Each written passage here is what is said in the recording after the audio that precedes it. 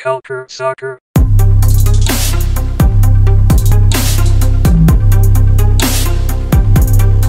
Bonjour et bienvenue à ce nouvel épisode de CS à l'érable, le podcast 100% sur le soccer au Canada. Comme d'habitude, un de vos animateurs, Adi Raphaël. Je suis rejoint par les deux co-animateurs parce que, effectivement, pour ceux qui n'ont pas écouté le dernier épisode, on est maintenant 3. Pour combien de temps, on ne le sait pas, mais au moins pour les Island Games. Bienvenue de nouveau à mes deux co-animateurs, Daniel Cameron et Tristan D'Amour. Daniel, salut, ça va? Salut Adi, ça va bien, merci. Et toi? Et je salue Tristan par la même occasion. Parfait, Tristan, tu vas bien? Ça va. Toujours au poste, bien content d'être ici pour la deuxième semaine consécutive. Exact. C'est super cool de te recevoir. En tout cas, on te reçoit plus maintenant. Tu fais partie de la maison, comme on l'a dit en off. Tu fais partie de nous, donc de CS à l'érable pour autant que tu veux, en fait. Déjà pour le tournoi des Island Games, mais après, quand tu veux, t'es le bienvenu. Donc, on va parler aujourd'hui, comme d'habitude, de quoi? De CanPL, de soccer canadien. Mais il y a plusieurs sujets qu'on va vouloir évoquer. On va vous parler des matchs de CanPL qui se sont déroulés lors du tournoi des Island Games. Mais aussi, on va vous jeter un petit mot chacun sur le format du nouveau championnat canadien de l'année 2020, ainsi que de nos deux joueurs qui se sont expatriés, un du côté de la sélection nationale masculine et l'autre du côté de la sélection nationale féminine. Et enfin, on va finir avec l'article qui a été écrit par Quentin Parisis sur Québec Soccer par rapport à une possible fusion entre la PLSQ et la Ligue 1 Ontario. Donc voilà le programme d'aujourd'hui, un programme extrêmement chargé, sauf que je vous promets, on ne fera pas un autre 2h30 aujourd'hui, mais on va essayer d'être le plus concis possible en vous donnant le plus d'informations possible et imaginable. On commence en premier, comme d'habitude, par le tournoi de la CanPL, les Island Games.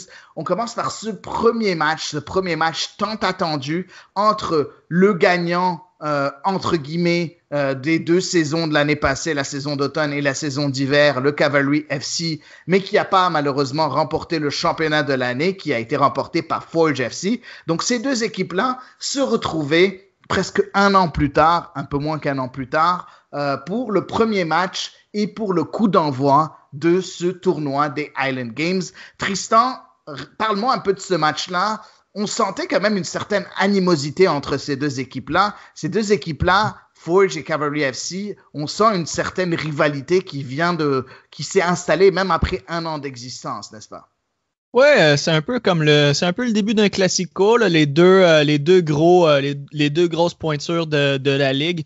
Moi, au début, je m'attendais, puis on s'en était parlé sur le méga épisode, que je suis encore un petit peu pas encore sûr que c'était pas une initiation de ma part, là, 2h30 d'enregistrement, là, mais avec Malonga puis avec Waterman de partie, je me suis dit, d'après moi, à Cavalry, ça va être un petit peu en retard sur Forge, et c'est eux qui finissent par marquer le premier but. Zator qui avait quand même un target dans le dos quand même. La Ligue avait, je pense que c'était les classements, les power rankings pour chaque position, et Zator était le numéro 1 chez les défenseurs dans la Ligue, qui, à mon avis, c'était probablement à Didic ce numéro 1-là, mais bon, il marque le premier but. Ils m'ont impressionné quand même. Cavalry, je m'attendais à de fois. Et bon, ils l'ont presque eu, on va en parler un petit peu plus tard, là, de la reprise vidéo en CPL. J'ai posé la question à Bobby Smirniotis, puis bon. En tout cas, mais good première impression. Sincèrement, de Cavalry, je m'attendais à pire. Et ils s'en sortent quand même avec un point. Et ils sont encore dans le top, on peut le voir. Effectivement, un match qui s'est terminé sur le score de 2-2. On va revenir un peu sur comment ça s'est passé et comment ça s'est déroulé. Mais surtout, Daniel, toi aussi, tu as remarqué cette animosité entre ces deux équipes-là. C'est comme si c'était des rivaux ancestraux, tandis qu'ils se connaissent que depuis un an. Par contre, il y a quelques similitudes entre les deux équipes. Je te laisse parler un peu de ce genre de rivalité-là qui commence à s'installer entre ces deux équipes-là. Bien sûr, l'année passée, il y a eu les affrontements en saison régulière. Ils se sont affrontés 3 ou 4 fois. Et après ça, il y a eu effectivement, là où ça a été l'élément déclencheur, il y avait eu le duel en championnat canadien qui s'est très mal terminé dans la controverse. Et évidemment, la finale aussi qui a été controversée. Donc, c'est sûr que ça aidait pas. Puis, il y a eu de part et d'autre des actions, disons, de l'antisportive, des actions antisportives qui pimentent bien ce genre de rivalité. C'est plate pour le fair play, mais c'est bon pour la rivalité, pour le spectacle. Sinon, oui, on le voyait. On dirait que la finale de l'année passée s'est jouée il y a 2 semaines. On voyait, puis en plus, c'est quand même des nouveaux joueurs de part et d'autre. Il faut dire que c'est 2 équipes qui ont quand même gardé une certaine stabilité. Cavalry arrivait revanchard et Forge arrivait déterminé. Donc, c'était intéressant. Puis on voyait même les entraîneurs qui étaient vraiment à fond dedans. Je dirais, ils se respectent, ça se voit là, que c'est 2 gens qui se respectent, là, Bobby Smyrnatis et Tommy Wilden Jr. Mais on voit qu'il y a quand même... on voit que les 2, ils sont vraiment motivés. Là. Ils voulaient vraiment chacun gagner de leur bord. Puis le spectacle a été au rendez-vous. Effectivement, le spectacle a été au rendez-vous. Est-ce que vous pensez, et j'aimerais avoir votre avis, je vais commencer par Tristan, est-ce que vous pensez que cette animosité n'est pas juste aidée par rapport à l'historique entre ces 2 équipes-là, mais étant les 2 équipes qui ont à peu près le même... je veux dire, le même fonctionnement par rapport à recruter des joueurs, pas du point de vue recruter des joueurs étrangers, mais plus des joueurs locaux. On voit par exemple que Forge se tourne souvent envers Sigma FC, et tandis que Cavalry se tourne souvent vers les Foothills. Est-ce que vous pensez par exemple que ce genre de fonctionnement-là fait en sorte que, encore une fois, ces 2 équipes-là veulent prouver que leur école, même leur équipe école, est aussi meilleure que l'autre? Est-ce que, Tristan, pour toi, est-ce que c'est aussi une indication qui renforce un peu cette rivalité? Oui, mais il y a aussi que moi j'aime bien. C'était pas une rivalité qui a été forcée. On voit ça beaucoup en MLS, là, les espèces de fausses rivalités où il faut absolument avoir un nom, puis tout ça. Là, entre Forge et Cavalry, on a vraiment une rivalité qui est vraiment née de la compétition. C'est vraiment né sur le terrain. C'est 2 équipes qui clairement veulent être la meilleure équipe de la ligue. Et clairement, Cavalry l'a montré en début de saison, vers la fin de la saison. Et le match de trophée, le match qui déterminait le champion, c'est Forge qui l'a pris. Puis tu vois que c'est encore dans le fond de la gorge de Cavalry. Pour vrai, là, je lui ai posé la question à Tommy Wilden Jr. Et tu voyais qu'il y avait le sang qui bouillait. Là. C'est une rivalité qui est née de la compétition. C'est ce qu'on aime voir. C'est naturel.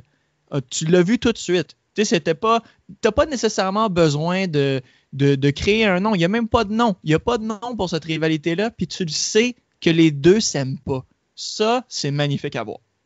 Ouais, effectivement, c'est magnifique à voir. Tu as complètement raison. Et comme tu l'as dit, ce n'est pas une rivalité forcée. Et ça, c'est quelque chose de très important. Mais parlons un peu de ce match-là. Un match qui a commencé... on s'y attendait un peu. On en avait parlé, je pense, lors de notre gros preview de 2h15. Comme quoi, on s'attendait à ce que les équipes soient un peu rouillées au début. Par contre, il a fallu un peu, je vais dire de technicité, on va dire ça comme ça, parce que c'est sur un coup de pied arrêté que Dominique Sator marque ce premier but, un but sur une tête décroisée. Moi, très sincèrement, j'adore les têtes décroisées. Pour moi, les buts de la tête, là, je trouve ça tellement beau. Donc, Dominique Sator qui marque un but, mais très sérieusement, on dirait qu'on avait Sergio Ramos dans les buts, dans les airs en train de marquer ce but-là. Un très beau but de la part de Dominique Sator, n'est-ce pas, n'est-ce pas, Daniel? Oui, c'était un beau but. Il a bien appuyé la tête. Il n'a pas eu à sauter très haut, honnêtement, aussi, là. Je sais pas par quel miracle il a réussi. Il s'est bien placé. Peut-être qu'il a bien anticipé. Peut-être qu'ils l'ont pratiqué plusieurs fois à l'entraînement. Mais ça a été d'ailleurs choisi shot of the game. Non, excuse-moi, c'était celui de Baker qui a été shot of the game. Non, c'était un but de toute beauté. Mais encore là, on voit que Cavalry, au niveau des actions dans le cours de jeu, c'était un peu limité là, à ce niveau-là. Là. C'est ce que j'ai retenu avec ça, par contre. Effectivement, et puis juste après, tu avais eu le but dont tout le monde parle, le but d'Anthony Novak. Tristan, est-ce que toi aussi, tu as été très impressionné par ce but qui est un peu une sorte de bicyclette? Très sérieusement, moi, j'ai vu le but, puis j'étais là, ouais, ok, bof. J'ai pas trouvé si beau que ça. J'aimerais avoir ton avis sur ce but-là d'Anthony Novak. Bon, il faut le faire, c'est quand même un beau geste technique, mais c'est pas non plus le but du siècle non plus. Il m'a fait rire, Novak, après le match. On lui a demandé de décrire le but, puis il a dit même moi, je peux pas le décrire. Je sais pas ce que j'ai fait. Il a fallu que je regarde la reprise pour vraiment voir c'était quoi. Je pense que c'est vraiment un réflexe, une espèce de petite demi-bicyclette. Mais honnêtement, pour que le ballon se rende là, c'était un petit peu moyen là, de la part de je me souviens plus c'était qui le défenseur central, là, mais ça laissait un petit peu à désirer. Mais c'était bien. Tu voyais que Forge était là. Il a pris cette opportunité-là. Est-ce que c'est opportuniste? Oui. Mais encore là, être opportuniste, c'est pas nécessairement mauvais. Donc, ils sont revenus. Ils ont fait 1-1, puis ils sont restés dans le match. Et moi, à mon avis, l'histoire du match, c'est la profondeur de cette équipe-là. De cette équipe de Forge-là, qui est capable d'aller en deuxième demi, Pénard mettre David Chouanière puis Mo Babouli sur le terrain, puis c'est eux qui créent l'opportunité pour Carl Becker qui marque. Bon, après, c'est le but du match. Bon, est-ce que je pense que la défense de Cavalry est faible sur ce but-là? Oui.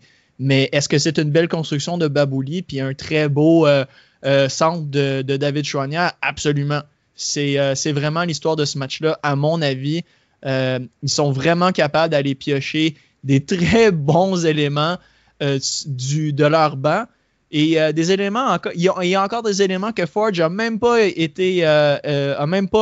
l'opportunité de donner leur chance encore. Il y a un Gabriel Babinotti qui n'a pas encore une minute dans le tournoi, que moi, personnellement, j'aimerais vraiment voir. Donc, cette équipe-là, ça reste, à mon avis, la favorite à cause de sa profondeur.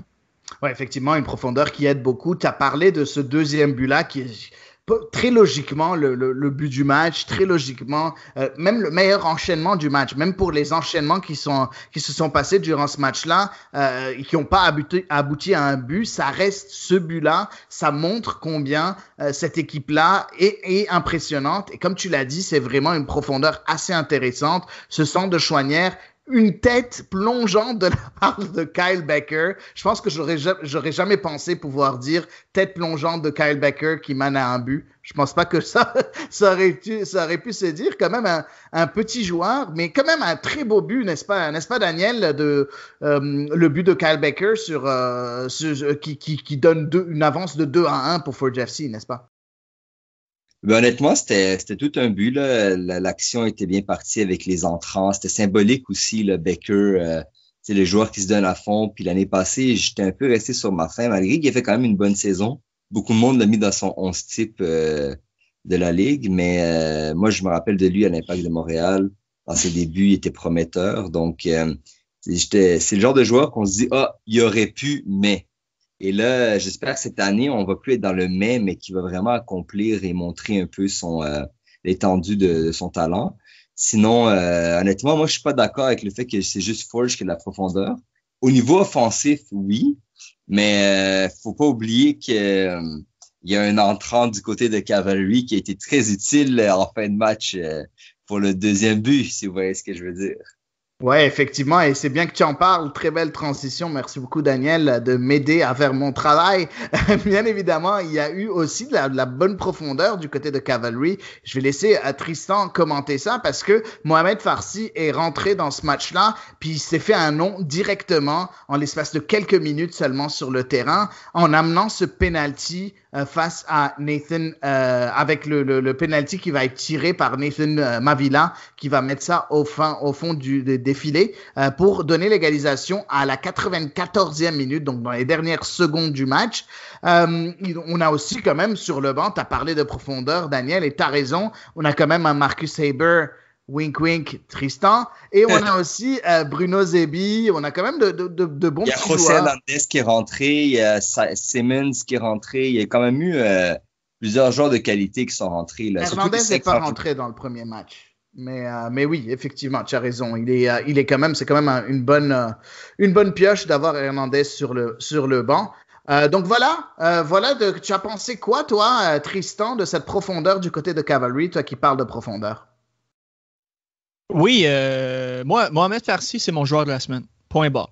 Je sais que c'est un joueur qui il m'a énormément fait penser à Diedine Abzi. Il n'y a pas beaucoup de gens dans le ROC, à l'extérieur du Québec qui lui donnaient, qui le connaissaient, qui lui donnaient vraiment des chances.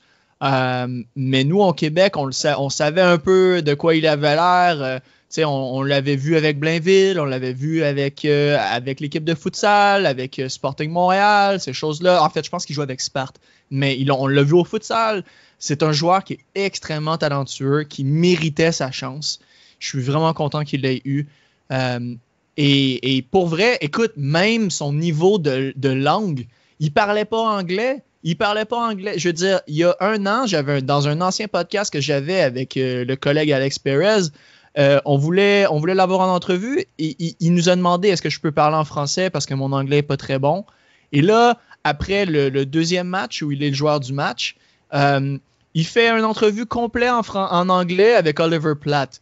Moi, j'écoute, c'est la révélation. Il va être la révélation du tournoi. C'est la révélation de la semaine. Moi, je lui lève mon chapeau. Quelle belle révélation pour le soccer canadien. C'est ça la CPL. Quelle belle révélation pour possiblement l'équipe olympique aussi parce que il y a encore l'âge pour se qualifier. Moi, écoute, c'est ça. Autant Abzi l'année dernière a marqué l'imaginaire de la CPL avec son rôle à York quand au début il était même pas un starter. Puis là, il est titulaire indiscutable. Autant Farsi, ça m'apparente être la même chose à Cavalry.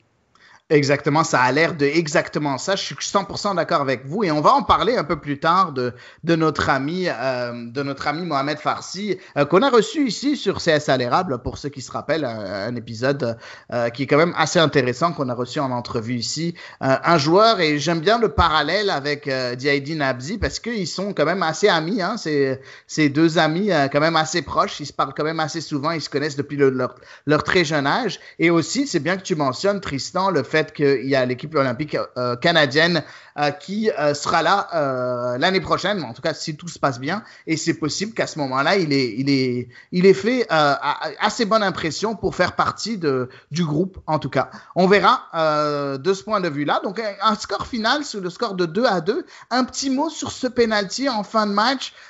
Beaucoup de critiques. On sait que avec la Canadian Premier League, il n'y a pas de VAR, il n'y a pas de reprise vidéo. Un but qui a fait couler beaucoup d'encre. Beaucoup de supporters de Forge trouvaient que le but était injuste, tandis que les supporters de Cavalry trouvaient que le but était 100% vrai. J'aimerais qu'on tranche sur la question. Je vais commencer moi-même. Pour moi, c'est moche. Ce n'est pas supposé être un penalty, mais si on suit les règles du jeu, c'est un penalty à 100%, que je trouve malheureusement assez triste, mais n'empêche, c'est selon les règles du jeu un penalty. Daniel, tu penses quoi? C'était un penalty en fin de match? Selon les nouvelles règles, oui, là.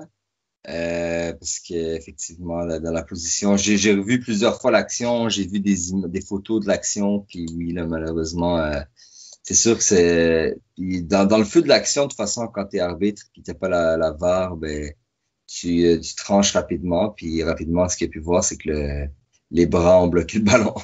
Ouais. Donc, aussi simple que ça. Et toi, Tristan?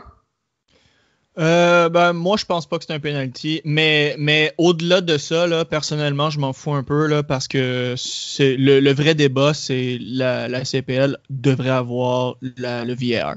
C'est fou, hein? Je veux dire, j'ai posé la question à Bobby Smirniotis, puis c'est ça qu'il a dit. Il a dit, au-delà de ça, là, c'est pas une question de Ford, c'est pas une question de Cavalry, c'est pas une question de Pacific ou d'Atletico ou whatever. C'est une question de, OK, ça, c'est clairement parce que c'est pas l'arbitre qui prend la décision. Hein. Il va parler à un autre officiel. Je sais pas si c'est le juge de ligne ou c'est le 4e officiel ou whatever, mais il y a eu une discussion. S'il est pas, puis c'est ça, la quote de Smirniotis, c'est If there's to be someone else, si c'est à propos de quelqu'un d'autre, j'aimerais mieux que ça soit le vidéo, et je suis complètement d'accord avec lui. Parce que là, il y a beaucoup de débats là, de chers auditeurs, là, si vous êtes contre la VAR ou le VAR, whatever you want to call it, le truc, c'est on revoit quelque chose qui est à la reprise. Là, il n'y en a pas de doute, là, c'est devant un écran. Après, c'est ça. T'sais, si tu donnes l'opportunité à l'arbitre de revoir le jeu, voilà. Moi, c'est ça. Pour moi, c'est aider l'arbitre. Parce que si, mettons, c'est assez flagrant pour le faire changer d'avis, on en a eu une comme ça. On a eu une main dans la boîte de Cavalry dans le deuxième match qui n'a pas été vue. Ouais. Et ça, techniquement, c'est un... En tout cas... il y a des Mediapro est déjà en train d'implanter le VAR au Chili. Et si on se fie au dernier truc de la CPL, la collaboration avec Mediapro nous a amené l'Atlético Ottawa. Ben, si Mediapro peut nous amener la VAR à la CPL, ben tant mieux. Ouais, c'est sûr que de nos jours, combien il y avait un gros débat, on aime la VAR, on n'aime pas la VAR. Combien maintenant, après à peine un an où c'est instauré à partir dans la plupart des championnats au monde, en tout cas les championnats reconnus, combien maintenant on sent que quand elle est pas là, c'est comme s'il y avait un petit manque quelque part. On s'est habitué assez rapidement à ce système technologique-là. Et je pense que ça devrait être pareil aussi pour non seulement pour la CanPL, mais aussi pour le championnat canadien. On va revenir là-dessus un peu plus tard. Et je sais que le thème un peu, je pense, durant tout le long de ce tournoi-là des Highland Games, je pense que la VAR va revenir assez souvent. On va le voir dans les prochains matchs qu'on va commenter tout de suite parce qu'on passe au prochain match. Et ce prochain match entre York 9 et l'Atlético Ottawa, on avait hâte de voir ce que Ottawa était capable de faire, la nouvelle équipe d'expansion, en fait la première équipe d'expansion de l'histoire de la CanPL qui se retrouvait là en train de disputer son premier match face à York 9. York 9, on le sait, qui avait envie de faire de loin mieux que l'année passée. Ils veulent se mêler dans la course au titre. Ils veulent faire ça. Par contre, ça a très mal commencé pour York 9, n'est-ce pas, Daniel? Quand même un Atlético d'Ottawa assez bien en place, qui est capable d'aller ouvrir le score et même de mener 2-0. Pour toi, est-ce que tu t'attendais à un tel départ de la part de Ottawa? Honnêtement, non. Comme on en avait parlé la semaine passée, on n'était pas très pessimiste par rapport à l'Atlético Ottawa. Mais j'étais surpris par la qualité du jeu. Là. On voyait la touche espagnole.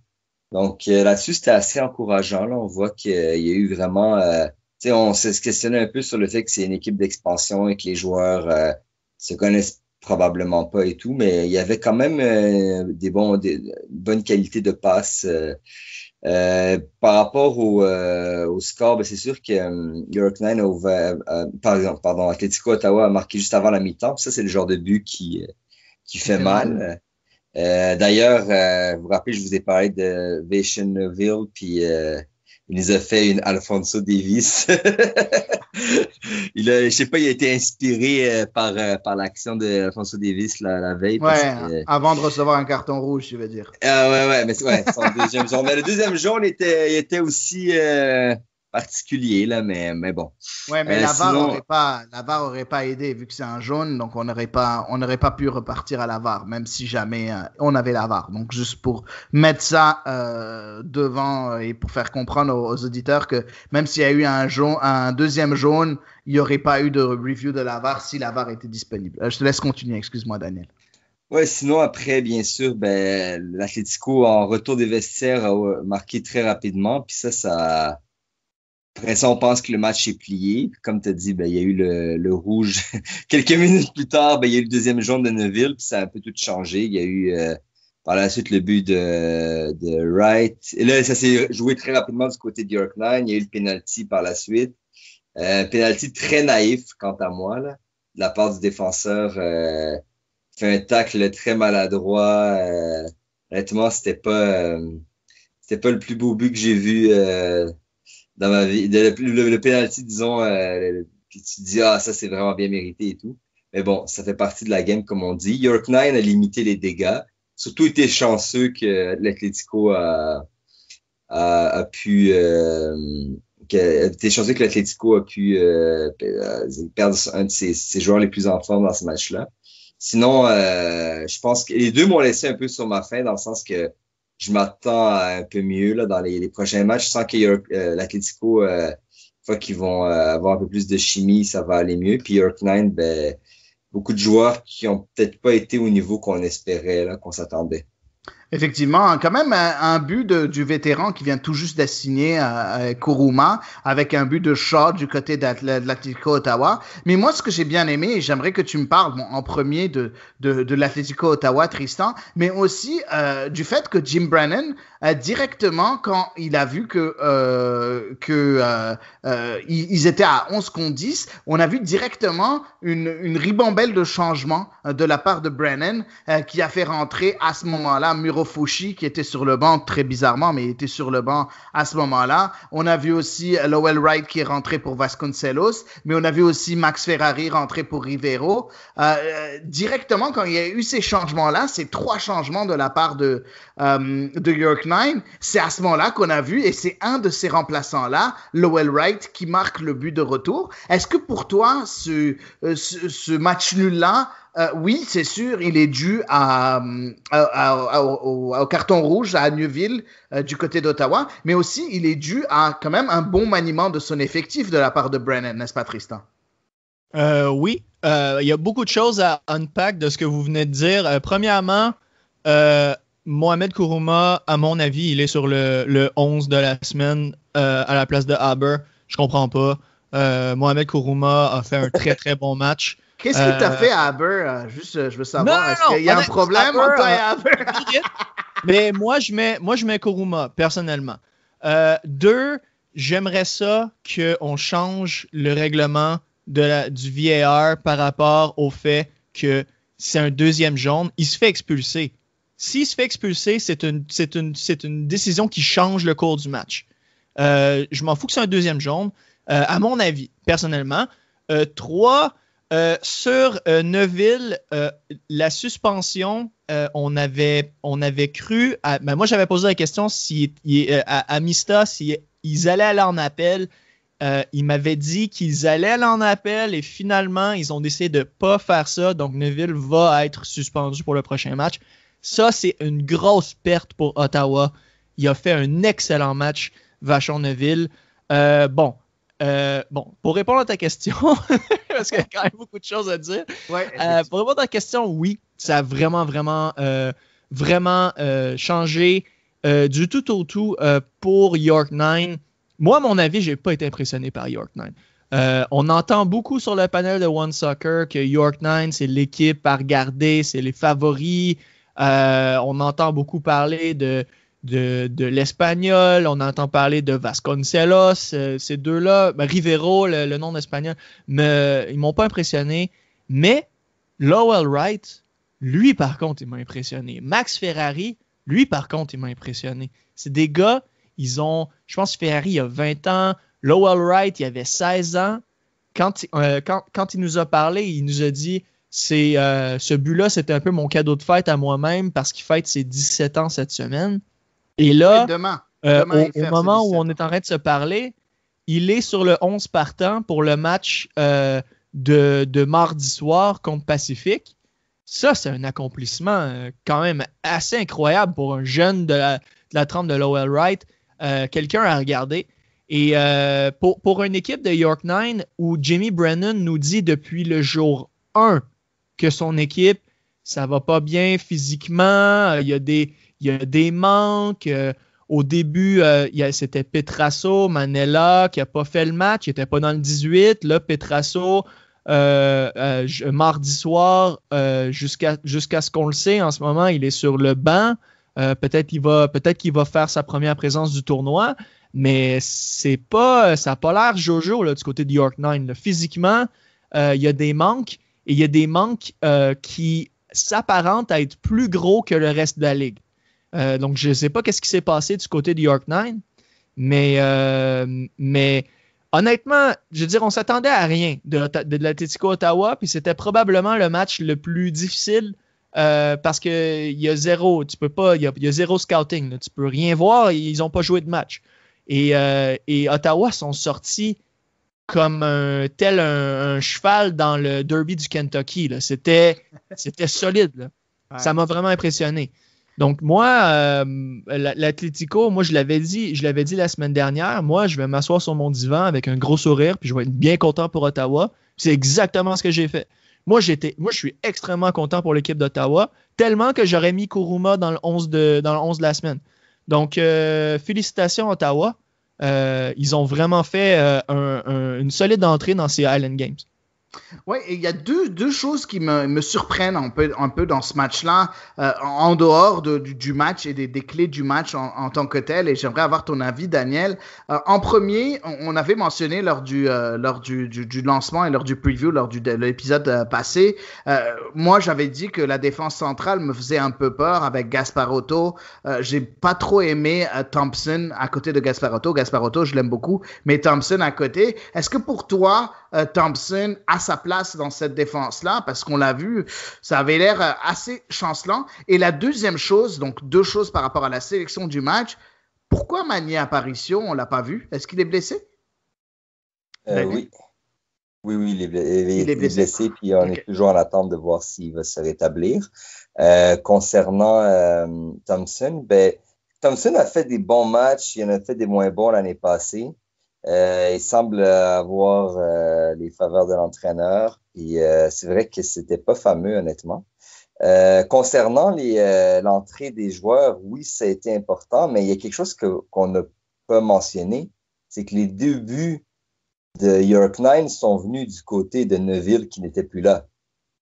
Donc, là, il y avait Ferrari qui fait la passe sur le but de Wright, et après ça, quand il y a eu la faute... même histoire, c'était du côté du côté gauche là, de la surface de réparation. Donc, est-ce que on peut pas refaire le match, mais on voit que York 9 a quand même profité du fait que de l'absence de Neuville, même s'il a été remplacé numériquement dans son poste à gauche. Là. Également, j'ai une question pour vous parce que j'ai de la difficulté un peu à voir les bons angles sur les reprises, mais est-ce que sur le but de Shaw, le deuxième but d'Ottawa, est-ce que vous pensez qu'Acuna était hors-jeu quand il a reçu la passe de Fisk? Toi, moi, je pense que non. Je l'ai vu à la reprise, c'est limite, mais à mon avis, non.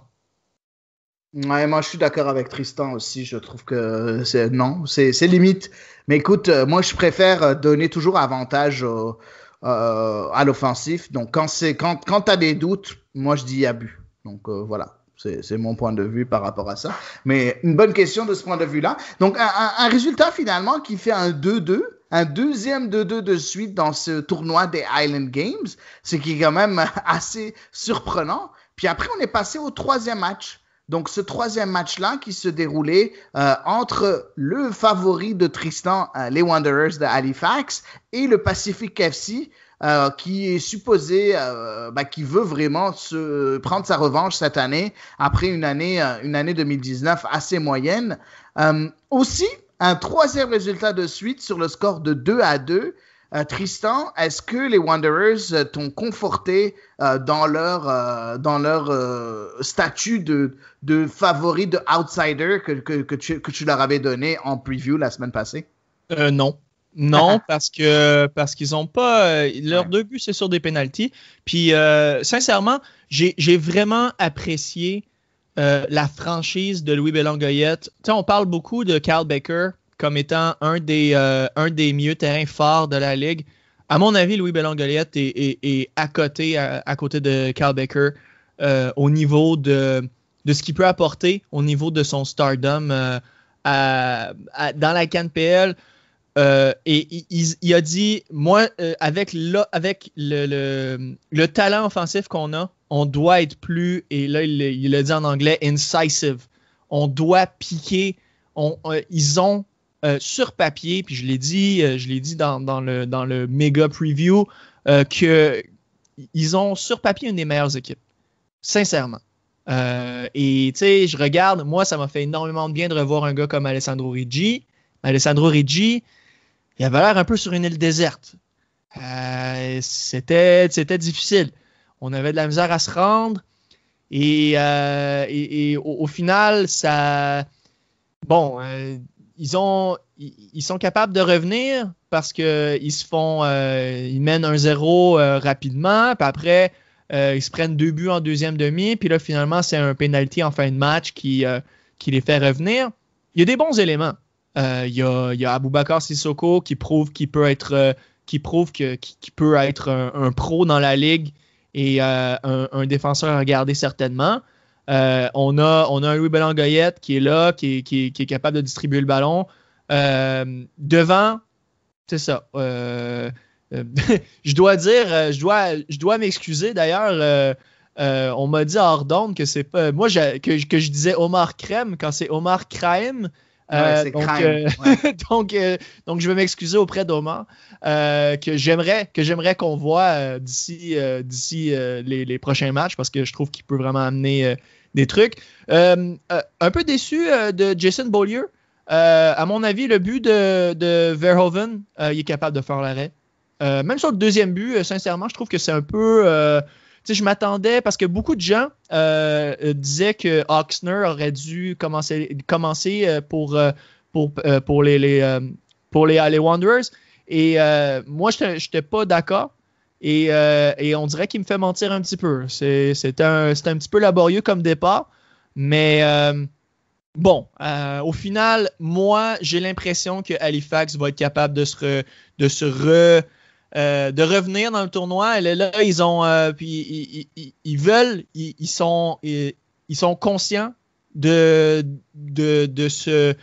cette déception, parce que je vais dire que c'est une déception. Moi, je les aurais vus gagner ce match-là. Mais quand même, là, ils se prennent Forge sur le prochain match. C'est quand même du lourd, là. Donc, ils ont tout un test pour revenir puis se prouver en étant le Dark Horse que je croyais qu'ils étaient. Ben, on verra en tout cas, mais c'est sûr, tu l'as dit, comme quoi Riggi se retrouvait un peu trop seul devant du côté des Wanderers. Est-ce que de ton côté, Daniel, est-ce que tu penses que c'est une question de cohésion? On s'entend que c'est quand même une équipe presque complètement nouvelle. Je dis pas à 100%, mais presque. On n'est pas loin de là. Avec Morelli qui a quand même marqué un but sur penalty, le Brésilien devant, mais sauf que on sentait qu'il y avait ce manque de cohésion devant, n'est-ce pas, Daniel? Oui, honnêtement, j'étais un peu déçu de l'animation offensive, là. Je trouvais que ça manquait de piquant, là. Il y a des bons joueurs, mais ça manquait vraiment de cohésion. On dirait que, je sais pas, peut-être que c'est la réputation de Hart qui me fait dire ça, mais peut-être que l'équipe n'était pas orientée vers l'attaque, ou peut-être l'équipe voulait garder l'avance, puis finalement, ils se sont fait prendre à leur propre jeu. J'ai été beaucoup plus satisfait du jeu pratiqué par Pacific FC, là. Je trouvais que là, il y avait vraiment d'animation offensive, puis même les buts étaient dans le cours de jeu. C'est pas des buts sur coup de pied arrêté, c'est pas des penalties, c'est pas des coups francs, c'est pas des corners. Le premier but, honnêtement, de Pacific, on doit se l'avouer, c'est un but un peu chanceux dans le sens que il y a le tir de comment il s'appelle, le Hulk de... Non, le premier tir, là, qui est de Hulk de Pacific FC, là, la taille. Terran Campbell, pardon. Ouais, Terran Campbell qui prend le poteau. Ouais. Et là, les deux joueurs, Verhoeven, j'oublie avec qui, c'est comme il a failli entrer en collision, puis là, il décide de garder le ballon pour lui. Ça, c'est le genre d'action que, quand on a joué, on sait que tu te dis, si tu prends le ballon avec ton coéquipier, tu as intérêt à la marquer, parce que c'est comme quand tu as une action 2 contre 1 et que tu fais pas la passe, tu as intérêt à la marquer. Sinon, toute l'équipe va t'en vouloir. C'est un peu ça que Zach Verhoeven a fait. Et le but de Bustos était au bon moment à la bonne place, mais encore là, il faut avoir c'est l'animation offensive qui a permis d'avoir ce genre d'action-là. Puis je trouve qu'à ce niveau-là, moi honnêtement, Jason Beaulieu, j'ai aimé ses relances. C'était au début, c'était un peu des fois timide, on va dire ça comme relance, mais il a été quand même solide. Sur les débuts, on peut pas vraiment lui en vouloir, là, contrairement au gardien des Wanderers sur le premier but, quand il provoque le penalty. Donc dans l'ensemble, je trouve que c'est des équipes qui ont besoin de se remettre un petit peu en question si veulent avoir un bon tournoi, là. En tout cas, une chose est sûre, c'est que Pacific FC, les forces de ce Pacific FC ont déjà quand même marqué des points. On voit Marco Bustos qui vient d'arriver de Valor, qui marque un but à son premier match avec sa nouvelle équipe. On voit Zach Verhoeven, même si c'est pas vraiment une force, c'est un joueur qui est d'habitude remplaçant, contrairement à Verhoeven, qui est sorti, qui était pas sur le terrain à ce moment-là. On voit par exemple Verhoeven marquer, mais c'est quand même quelques certitudes. On voit certaines certitudes du côté de Pacific FC qu'on voit pas du côté de Halifax, ou comme l'a dit un peu Tristan un peu plus tôt, on se cherche encore, on sent qu'il y a un manque de cohésion dans cette équipe-là du côté de Halifax. Mais comme tu l'as dit, Tristan, je pense aussi qu'ils vont pouvoir s'en remettre. Une petite chose, juste parce qu'on avait beaucoup de Québécois dans ce match-là. Vous avez parlé un peu de Beaulieu. J'aimerais pouvoir parler un peu du match de Bélangoyette ainsi que du match de Thomas Meyer-Giguère, spécifiquement ces deux joueurs-là. Tristan, comment tu as trouvé le match de ces deux joueurs? C'était difficile pour Bélangoyette pour son premier match cette année, non? Ouais, c'était un petit peu difficile. Puis j'ai vraiment l'impression qu'il savait dans sa conférence de presse après-match. Il n'avait pas l'air très content de sa performance parce que j'ai vraiment l'impression que cette année, c'est une année pour se confirmer de la part de Bélangoyette. Il sait qu'il est dans une équipe qui aspire à des grandes choses, il est bien entouré. J'ai l'impression que sans nécessairement être le capitaine, c'est le leader. Il est parti de Valor parce qu'il voulait gagner. Il voulait pas être dans une équipe qui était pas compétitive. Il me l'a dit. Je l'ai on the record pour un article que j'ai écrit pour le magazine Québec Soccer. Donc c'est ça. C'est une équipe qui veut se retrouver en phase 2, qui veut se retrouver potentiellement en finale et qui a un peu cette impression d'avoir manqué son rendez-vous contre une autre équipe qui pourrait être dans cette même catégorie-là. Pacific s'est énormément amélioré. Moi, j'étais un peu surpris parce que, surtout au niveau dans les buts, on est allé avec Nolan Worth qui, au lieu de Irving, ou l'ancien gardien du Fury. Callum Irving. Callum Irving, ouais, c'est ça. Ouais. Je me trompe toujours avec l'ancien de Toronto FC. Dennis Irwin. Ouais, c'est ça. Ils ont. Ouais. Anyway, same white guy, I guess. Mais bon, pour revenir à Thomas Meyer-Giguère, je trouve. Moi, je suis content de le voir en CPL. Je trouve qu'il tombe dans une très bonne équipe à Pacific FC. Il sauve un but. Honnêtement, l'Halifax aurait pu gagner si c'était pas Thomas Meyer-Giguère. Donc, bon, après, c'est ça, c'est une autre équipe. Moi, j'ai l'impression qu'elle va être très bien coachée. Pacific FC, là, ça va être quelqu'un à regarder. Pamouduka, qui est un peu un francophone aussi, qui parle 3 langues sur le terrain. C'est vraiment impressionnant à voir. Puis tu peux voir que ça affecte énormément les joueurs. le comeback de Pacific. Ça a vraiment passé par Maduka. Et bon, pour en revenir à Thomas Meyer-Giguère, je trouve qu'il y a quand même un bon match. Même si ça finit 2-2, après, c'est une équipe qui a quand même énormément de nouveaux éléments aussi. Donc, je veux pas trop y mettre de pression. Comparément à Halifax que je voyais gagner le match. Donc, je vais leur mettre un peu plus la pression. Pacifique, je vais quand même modérer un peu sur mon jugement. En tout cas, un résultat, je pense, qui est très honorable pour les deux équipes. On le sait que effectivement, c'est rouillé. Les équipes sont un peu rouillées au début de saison, ce qui est complètement normal après autant de temps pas joué. On va pas le répéter assez, je pense, dans ce podcast-là. C'est normal. Il faut s'attendre à quelques erreurs techniques, surtout au début. Puis après, le niveau de jeu va monter, un peu comme ce qu'on a vu en MLS et lors de la reprise de tous les championnats de soccer au monde. On passe au prochain match, le match entre Cavalry et Valor. Une victoire de Cavalry sur le score de 2-0 face à Valor. Une victoire signée l'anti-Tristan, Marcus Haber, et un penalty de Sergio Camargo. Je suis pas d'accord. Je suis pas d'accord. On t'a dit qu'on allait se moquer de toi, hein, Tristan? Non, mais on blague. C'est de bonne guerre, Tristan. C'est rien contre toi, effectivement. Pour ceux qui n'ont pas écouté le dernier épisode de CS à l'érable, Tristan n'était pas du tout convaincu de Marcus Haber en tant qu'attaquant. Puis là, il marque un but dès son deuxième match. C'est quand même assez encourageant. Donc, je sais pas si Tristan, tu veux rebondir là-dessus avant que je pose la question à Daniel. Je vais juste dire, ce match-là, honnêtement, chapeau à Marcus Haber. Je suis vraiment content pour lui. Mais ce match-là, c'est signé Mohamed Farsi, les gars. Là. C'est vrai. Mais il fallait que je fasse une petite remarque. Là. Oui. Honnêtement, je vous attendais avec les tomates. Là. Je vous attendais pour vrai. Là. J'avais définitivement ces attentes-là. Ben parfait, tu as lancé le punch de ce match-là, comme tu l'as dit, Tristan, un match signé à 100% Farsi. Farsi qui a été extraordinaire, Mohamed Farsi, dans ce match-là. Il donne une passe décisive. C'est lui qui est au début de l'action qui amène le penalty transformé par Camargo. Quel match de la part de Mohamed Farsi. Comment un joueur qui jouait encore au niveau semi-professionnel parvient à éclabousser la ligue de son talent en ayant joué juste 2 matchs avec une nouvelle équipe? C'est incompréhensible pour moi. Un jeune joueur qui a tout un avenir devant lui. Je te laisse rebondir là-dessus, Daniel.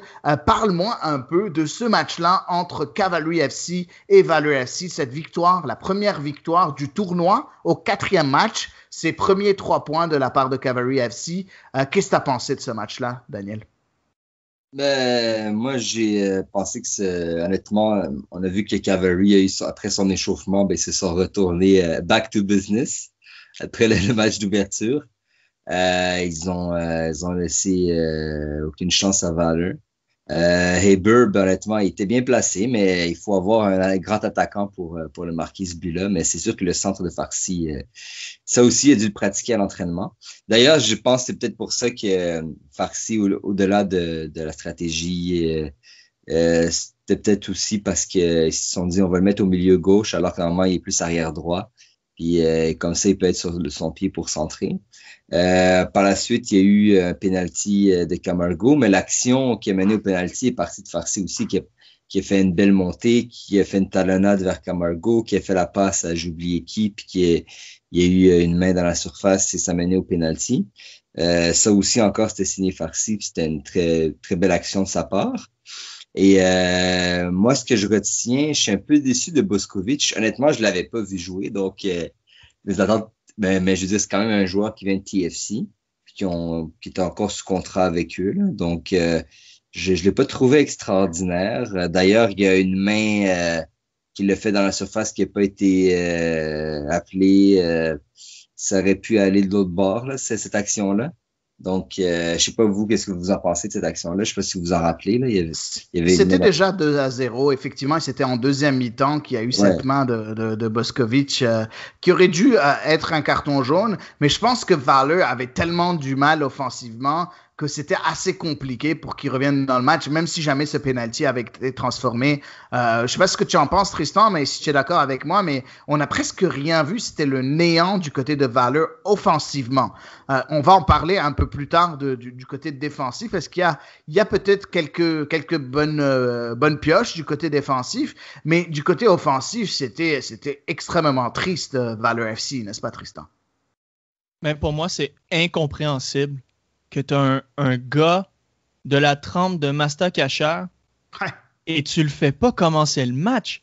Ouais, c'est ridicule. Mais qu'est-ce qui... Honnêtement, là, Sean Hundal, oui, il a eu une bonne saison avec TFC 2 il y a 2 ans, mais l'année dernière, c'était pas des gros chars. Là, cette année, honnêtement, il y a beaucoup de points d'interrogation autour de Valor FC.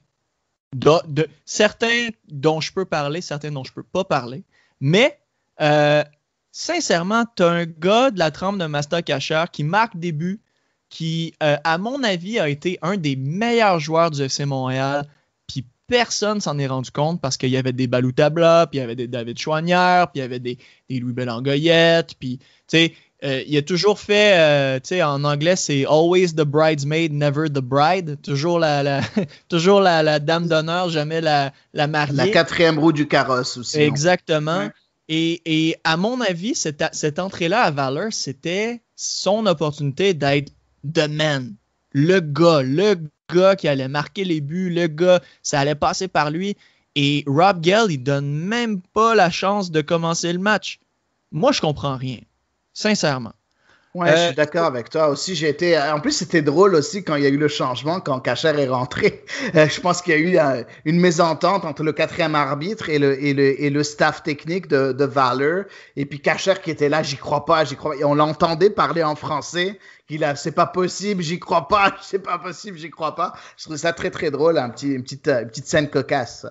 Moi, je laisse. Ouais, mais honnêtement, j'espère que Rob Gale va lui donner confiance pour le match contre Ottawa parce que, honnêtement, à voir la performance qu'Ottawa a eue, ils peuvent perdre le match là, contre Ottawa. Là. Ben oui. Moi, je veux dire, Valor FC, là, ils ont changé 90% de leur effectif. Ouais. Puis même maintenant, j'ai de la misère à les voir gagner des matchs. Mais je pense que c'était pas la formation qu'il fallait. Je suis désolé, quand tu es en train de faire jouer tes deux ailiers, tu es en train de faire jouer Fraser Aird et Brett Levis. Pour moi, je trouve que c'est pas assez bon. Je l'ai mentionné lors du dernier podcast, comme quoi pour moi, c'est une défense à 3 dans ce système avec les joueurs qu'il a, Rob Gale. Il est supposé jouer avec une défense en 3, avec Aird à droite, puis Levis à gauche, et non pas le contraire, parce que Aird jouait à gauche, puis Levis jouait à droite, pour essayer de jouer sur le pied, sur leur mauvais pied pour pouvoir rentrer dedans. On s'entend, c'est pas des ailiers, en tout cas, Aird, c'est pas un ailier extraordinaire non plus. J'aurais bien aimé voir un système à 3. En tout cas, on verra si Rob Gale va parler de ça. Mais parlons un peu du point positif du côté de Valor. Excellent match de Julian Don Johnson en défense centrale. Le jeune de 20 ans, je pense que il vient de se montrer aux yeux du Canada, ce jeune joueur-là, qui a jamais vraiment eu sa chance à Toronto, avec le Toronto FC, mais je pense qu'il a fait un excellent match. Pour moi, c'est le seul joueur qui a fait un bon match du côté de Valor. Daniel, est-ce que tu es d'accord avec moi? Oui, d'ailleurs, Rob Gale a dit comme il welcome Canada comme c'est lui qui l'a découvert. Mais faut pas abuser, là, il est connu, là, il a été appelé par les équipes de jeunes, l'équipe nationale, il est même avec le TFC, il a joué quand même avec l'équipe senior, là, c'était pas non plus un illustre inconnu. Oui, il a fait un bon match, là, je veux dire, ça change des gros scores que Valor était habitué quelquefois l'année passée. Mais je veux dire, c'est plutôt au niveau offensif que je pense qu'il va falloir travailler parce que défensivement, ils ont des bons joueurs. Après ça, comme tu n'es pas d'accord non plus avec la défense à 4, moi, j'ai jamais trop aimé les défenses à 3, puis je pense qu'ils veulent vraiment faire jouer Bukamutu, là. Il s'est blessé en tout cas, Bukamutu, donc il faut voir s'il sera disponible lors du prochain match, là, mais il s'est blessé durant ce match-là, donc on verra à ce moment-là. C'est vrai, j'ai oublié sa sortie. Oui, mais en tout cas, actuellement, il y a beaucoup d'interrogations du côté de Valor qui va commencer, est-ce qu'on va changer encore de stratégie? J'ai pas beaucoup d'espoir. Je salue nos amis de Red River Rising, là, mais honnêtement, je suis désolé, mais je mise pas gros sur Valor cette année. Ouais, ça a l'air assez compliqué du côté de Valor. J'aimerais parler un peu de quelques performances individuelles, Tristan. On va parler de bonnes et de mauvaises performances individuelles. En premier, Fordyce, Sebara. Qu'est-ce qui se passe? Pourquoi ils ont été aussi mauvais que ça? Et du côté de Cavalry, mais quel match de Dean Northover! Quel match, il est même nommé dans l'équipe de la semaine, je pense, si je me trompe pas, Northover. Mais il a quand même fait un très très bon match dans ce milieu à 4 du côté de Cavalry. J'aimerais que tu me parles un peu de ce match-là, du match de Dean Northover. C'est pas un joueur auquel on s'attendait de faire un aussi bon match. Je sais pas si toi aussi t'as impressionné, Tristan. Non, il m'a impressionné de par Dean Northover, que j'ai l'impression qu'il est sorti d'un tournoi de hockey du Minnesota là, avec sa coupe longueuil, la moustache, tout ça. Là, c'était impressionnant en partant. Mais au début, je comprenais pas pourquoi Cavalry s'était départi de Malik Hamilton. Et là, je comprends un petit peu pourquoi. Je veux dire, c'est...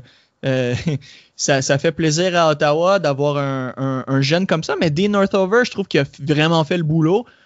Pour vrai, je trouve qu'il a été très solide. Il apporte beaucoup d'énergie à l'équipe de Calgary.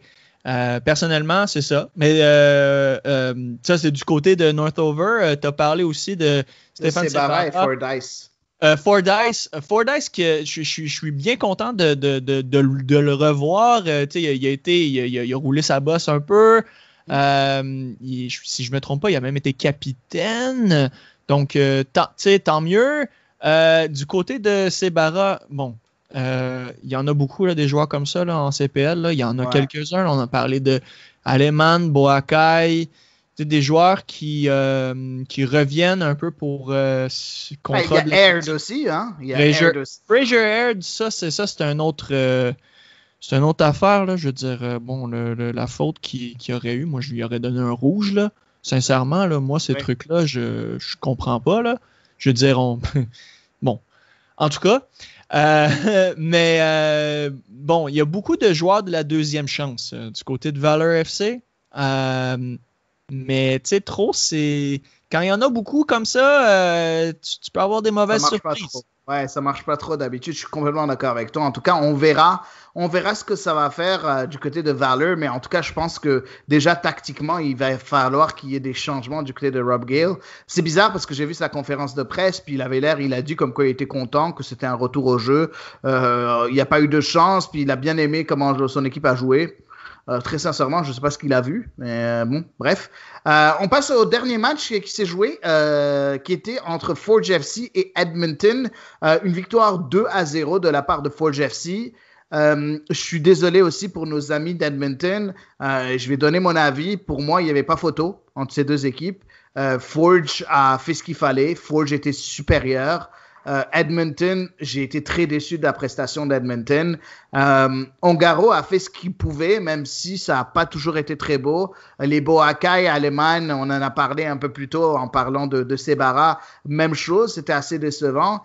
Didic, j'ai bien aimé son match, mais sinon, Forge n'a pas trop forcé à marquer ces deux buts-là. Le premier but de Kwame Awa, extraordinaire but, un tir de loin magnifique. C'est pas quelqu'un qui a l'habitude de marquer, mais n'empêche, c'était très très beau de la passe de Awa. Et puis en temps supplémentaire, en temps temps supplémentaire en fin de match, un but contre son camp de Moses. Est-ce que Daniel, tu es d'accord avec moi sur ça? Est-ce que pour toi, c'est vraiment une masterclass où on voit qu'il y a un niveau supplémentaire, il y a un niveau d'écart, pardon, entre Forge et Edmonton? Ben oui, honnêtement, le score parle de lui-même. C'était un peu timide offensivement du côté d'Edmonton. Je pense que c'est Didic, encore une fois, qui a voulu faire comme l'année passée, puis marquer des buts, notamment de la tête. Par contre, moi, mon petit problème dans ce match-là, c'est un peu le rôle des attaquants de Forge, là. C'est que là, on a Awa qui débloque le match assez rapidement. Et je veux dire, n'importe quand, Edmonton aurait pu égaliser là, après le match. Là, seulement à la fin, il y a eu Tissot avec son coup franc qui force Moses à marquer dans son but. Mais il y a des questions à se poser un peu sur le rôle des attaquants de Forge FC, là. Effectivement. Et c'est sûr que, bon, il a beaucoup fait tourner, Spirniotis, dans ce deuxième match. Et je pense que c'est de ça que tu vas parler.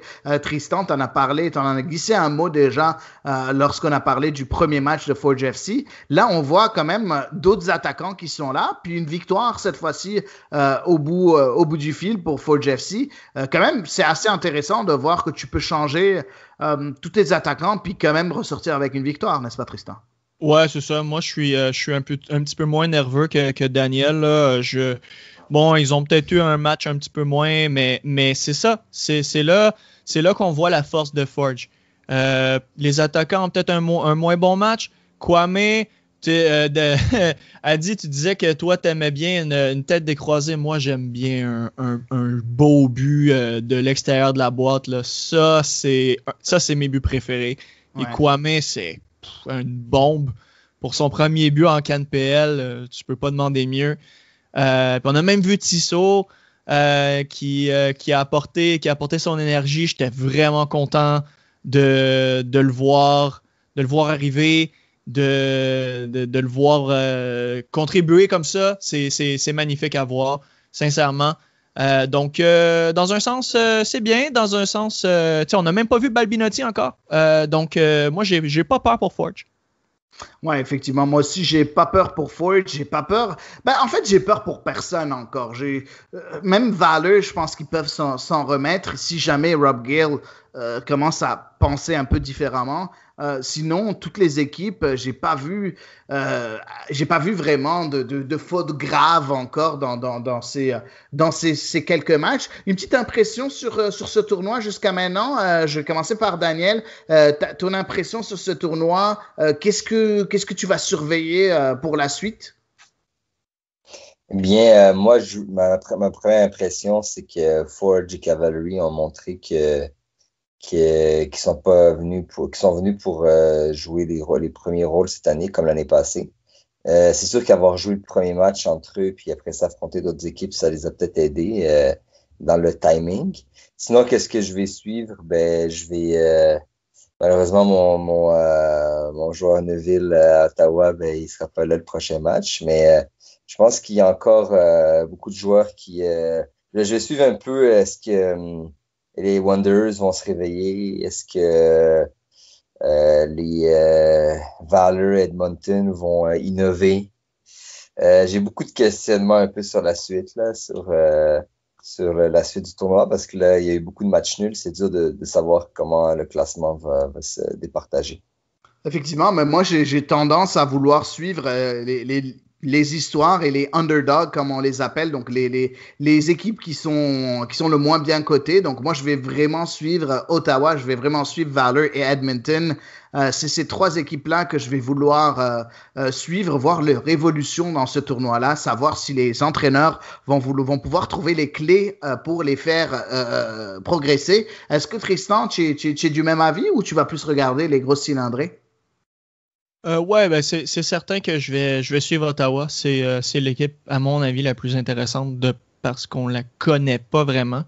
J'ai vraiment hâte de voir ce qu'ils sont capables de faire. J'ai hâte de voir des individuels. J'ai hâte de voir Coupland. J'ai hâte de suivre Lowell Wright, le jeune. J'ai hâte de voir ce que Easton Ongaro est capable de faire parce qu'il y a tellement de monde qui nous ont dit que ce joueur-là, on le cotait pas assez haut, que là, il a le numéro 9 dans le dos, c'est lui qui commence les matchs, puis il n'y a pas eu un très grand match en passant, on n'en a pas parlé, le contre Forge. Ouais, et j'ai hâte de voir gros match pour Halifax contre Forge. S'ils sont capables d'avoir au moins un match nul contre Forge pour essayer de se solidifier, parce que c'est juste 4 clubs. Là, on a Cavalry, on a Forge. Moi, dans mon avis, c'est ces deux-là. Après ça, il reste deux spots là, pour passer en phase 2. Là. Donc, faut pas chômer. Ouais, effectivement, faut pas chômer, t'as complètement raison. On va suivre le reste de ce tournoi et on va en parler bien évidemment à chaque semaine. On a passé un peu trop de temps sur ce premier segment-là, donc on va faire les autres segments un peu plus rapidement que ce qu'on aimerait qu'on aimerait faire. C'est sûr qu'on aimerait vraiment prendre le temps de discuter de toutes ces nouvelles-là, sauf que je veux pas non plus faire un nouvel épisode de 2 heures pour vous, nos chers éditeurs. On commence en premier, un petit mot sur le nouveau format du championnat canadien, en tout cas le format exceptionnel du championnat canadien 2020, où le gagnant des Island Games, donc du tournoi de la CanPL, jouera contre l'équipe canadienne de MLS qui aura récolté le plus de points entre Vancouver, Montréal et Toronto. Donc entre eux, quand ils vont jouer des matchs entre eux, celui qui aura récolté le plus de points jouera contre le gagnant du Island Games. En quelques mots, votre impression, je commence par Daniel. De mon côté, je trouve que dans les circonstances, c'était une bonne idée. Là. Parfait. Tu as quelque chose à ajouter? Ou bien tu veux juste dire c'est une bonne idée? Non, oui, bien sûr, j'ai toujours quelque chose à ajouter. Je trouve que ça met, parce que ça permet un peu d'avoir une certaine diversité. Là. On a automatiquement une équipe de MLS puis une équipe de CanPL. Et dans les circonstances, ça aurait été difficile. C'est sûr que j'aurais aimé ça un tournoi comme les Island Games pour déterminer le champion du championnat canadien, mais malheureusement, ce sera difficile parce qu'il y a les clubs de MLS qui doivent aller aux États-Unis. Donc, je trouve que c'est un scénario alternatif qui est intéressant. C'est sûr que c'est pas le scénario idéal, mais pour une année, voir une genre de finale entre un club de MLS et un club de CanPL, je trouve ça bien. Parfait, Tristan? C'est un extrême avantage pour les équipes de CPL. Sincèrement, une équipe de CPL n'aura jamais une chance aussi grande de faire la Ligue des Champions. À mon avis. C'est drôle parce que dans toutes les années précédentes, les champions du championnat canadien ont un certain avantage. Ouais. Et là, il n'y en a pas. Donc là, si tu es un fan de l'Impact de Montréal, tu te sens un peu volé. Puis je suis pas complètement en désaccord. Après, est-ce qu'ils auraient pu faire mieux? Je sais pas. Moi, dans ma tête, j'avais un mini tournoi, mais là, il n'y en a pas. Donc, celui qui gagne les Island Games, un match. Même pas deux, là. Un match. Un seul match. Tu as complètement raison. Match, là, tu es capable de battre Toronto. Tu as complètement raison. Et te dire très franchement, de battre Toronto, pourquoi ça va être Toronto? Pour toi, ce sera Toronto? Parce que à mon avis, l'équipe la mieux outillée de la MLS dans ces matchs, c'est Toronto. Ouais, effectivement. Donc, à mon avis, ça sera Toronto contre peu importe qui va gagner les Island Games. Après, c'est à l'Impact de Montréal de me surprendre. Puis pour ce qui est de Vancouver, je veux dire, Azal, s'il continue à faire des performances de fou, peut-être. Puis peut-être que Cavallini va se mettre en feu, puis il va marquer, va se marquer 6-7 buts dans les matchs. Là, mais si tu me demandes mon avis à moi, ça va être Toronto contre probablement Forge. D'accord. On verra à ce moment-là. Je ne vais pas m'avancer maintenant sur des pronostics. Je trouve que c'est encore trop tôt. Par contre, j'aimerais bien te voir, Tristan, dire à Thierry Henry que c'est Toronto qui passera Moi, j'aimerais bien avoir sa Bon, réponse. Thierry Henry, ça sera pas la dernière grimace qu'il m'aura fait. Là, voilà, exactement. Donc voilà. Donc passons. Et puis moi, à mon avis, j'ai pas donné mon avis, je vais le donner rapidement. Pour moi, c'est vrai que c'était une situation exceptionnelle, mais j'aurais aimé avoir un peu plus de punch dans ce tournoi canadien.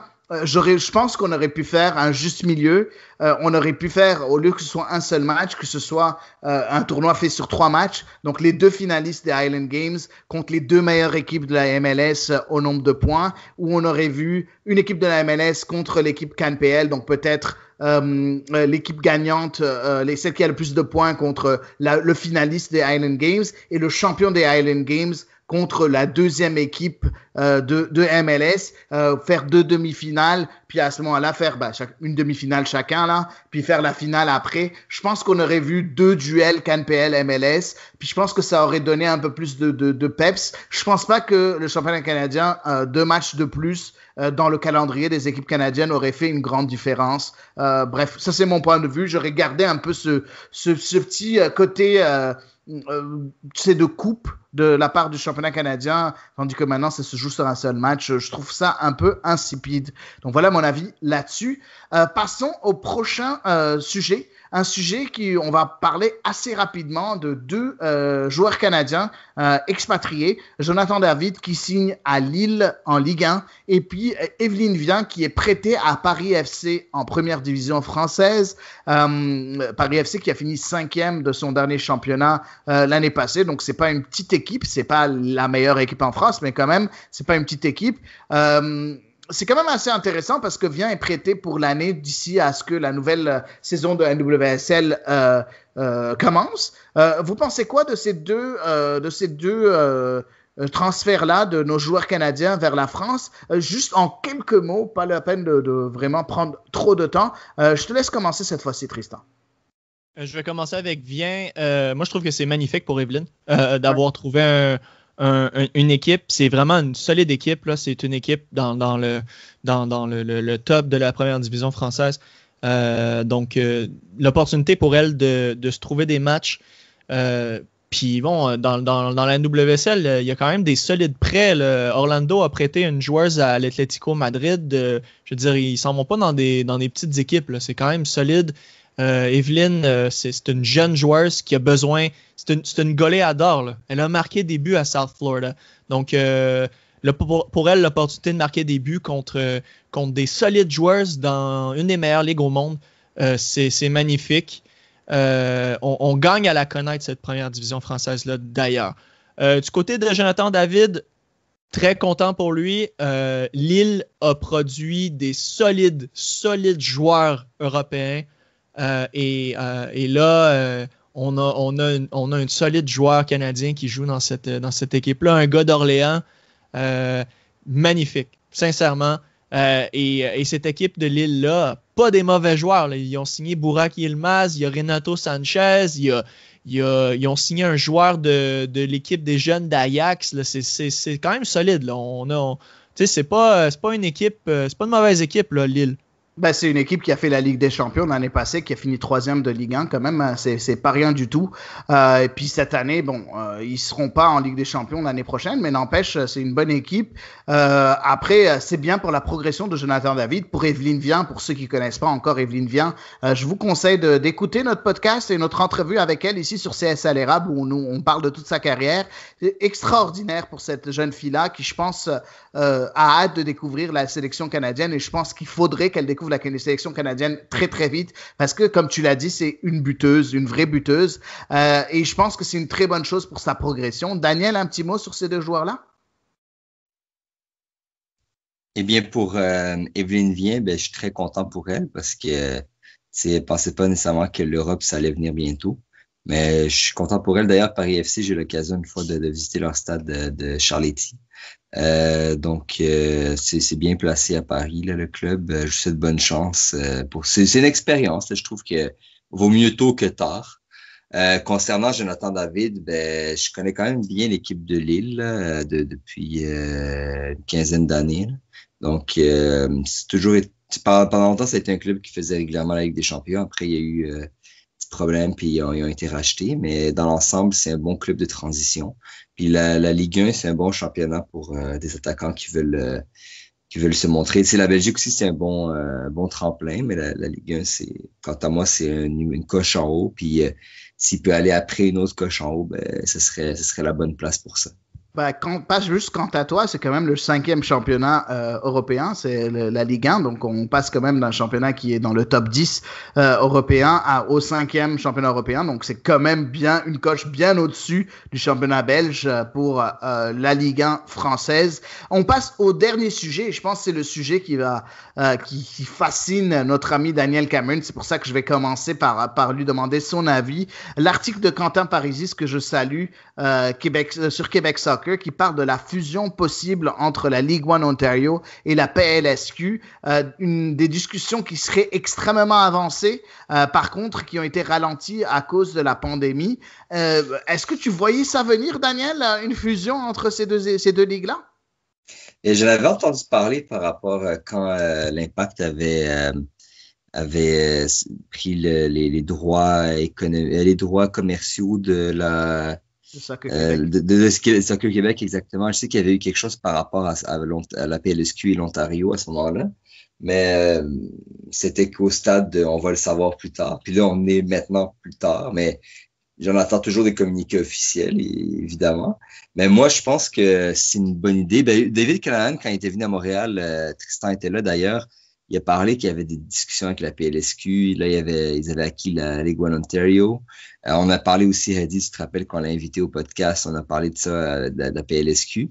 Donc, moi, je pense que si la CanPL et CSB veulent avoir un certain contrôle sur tout ce qui est soccer pro, tout ce qui se joue à l'échelle nationale au Canada, ben ça passe par une certaine standardisation de la Ligue 1 Ontario et de la PLSQ, puis je pense que c'est une bonne nouvelle. Par contre, comme disait l'entrevue, faudrait qu'il y ait quelqu'un à Montréal, au Québec notamment, c'est quelqu'un de francophone qui connaisse un peu le marché, parce que c'est quand même important d'avoir de comprendre un peu les spécificités locales et linguistiques. Il y avait aussi parlé d'ailleurs d'une expansion à la ville de Québec, là. Aussi, ils avaient fourni quelques informations par rapport à ça, mais rien d'officiel, juste qu'il y a un projet, notamment, il avait évoqué la construction d'un stade. Mais que ce soit pour la fusion PLSQ, Ligue 1 Ontario ou l'expansion de la CanPL à Québec, c'est des éléments qu'on risque d'avoir beaucoup plus d'infos dans les mois à venir. Effectivement, on verra. Et t'en penses quoi de cette bombe quand même qu'a lancé Québec Soccer?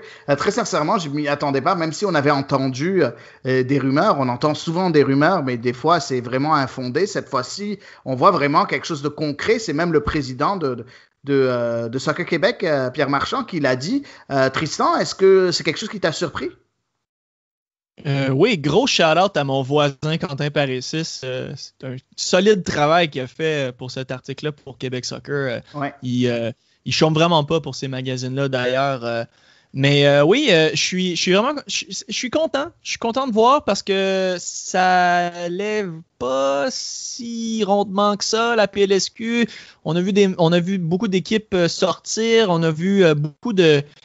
la PLSQ cette année, ben, si tout aurait été normal, c'était que Montréal et une équipe à Ottawa. C'était un petit peu triste à voir. J'espère qu'avec ça, on va avoir un engouement un peu plus solide. Je suis d'accord avec Daniel du fait qu'on aurait besoin soit d'un co-commissaire ou d'un commissaire adjoint qui est vraiment plus dédié au Québec. Et si ça peut aussi inclure la PLSQ féminine, j'espère que ça va être ça. Et une autre chose, honnêtement, à mon avis, que j'espère, c'est que ça, à un certain moment donné, va pouvoir inclure les clubs privés ou des clubs privés, un peu comme on voit dans la NPSL, dans la UPSL ou USL League 2 aux États-Unis, où il y a énormément le soccer culture des lower leagues aux États-Unis. Je pense à des exemples comme Minneapolis City SC ou Detroit City, Chattanooga FC, des équipes qui maintenant sont pros, mais qui ont commencé Même Nashville a commencé semi-pro. Et ça, techniquement, et là, dites-moi si je vais trop loin, là, mais ça peut peut-être mener dans le futur à un système de promotion-relégation au Canada. C'est pas nécessairement une idée folle de penser à ça, parce que CSB, la CPL, si ils ont déjà un accord avec les ligues qui sont sous leur niveau un peu partout, je pense que le meilleur niveau, surtout là, ils sont impliqués à avoir potentiellement une ligue en Colombie-Britannique, d'avoir un système un peu comme on a dans la Ligue canadienne de hockey avec la Ligue de l'Ouest, la Ligue de l'Ontario, la Ligue de hockey junior majeur du Québec.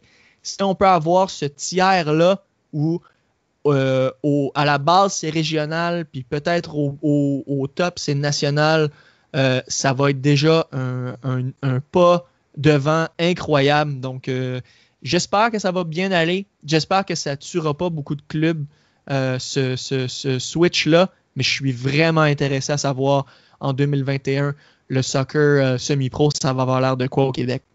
Effectivement, au Québec et partout à travers le Canada. Je ne sais pas si tu veux rebondir là-dessus rapidement, Daniel, avant qu'on clôt cet épisode-là, parce qu'il y a vraiment beaucoup de choses qu'il a dit qui sont quand même très intéressantes. J'ai envie de rentrer dans le débat puis recommencer un podcast d'une heure, mais on va pas faire ça. Mais c'est sûr que ça augure bien pour un système de promotion-relégation, n'est-ce pas?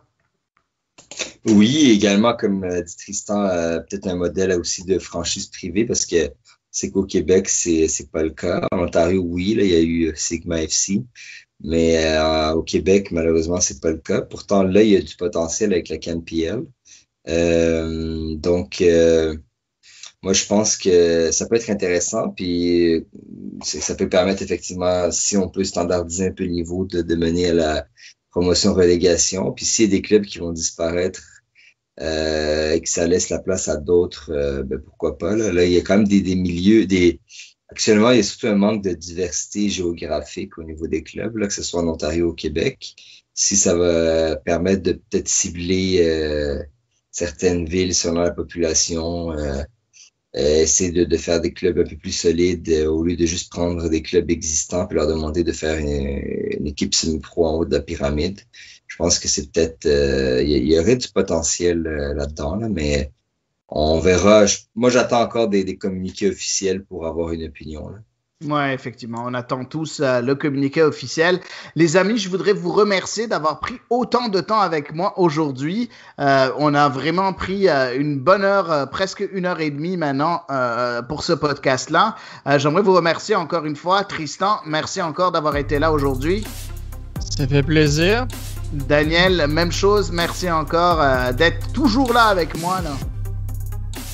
Ben, merci Eddie, merci Tristan, puis je vous souhaite un bon match ce soir, si vous voyez ce que je veux dire. Passez un très très bon match ce soir et à la semaine prochaine pour un nouvel épisode de CSA L'Érable.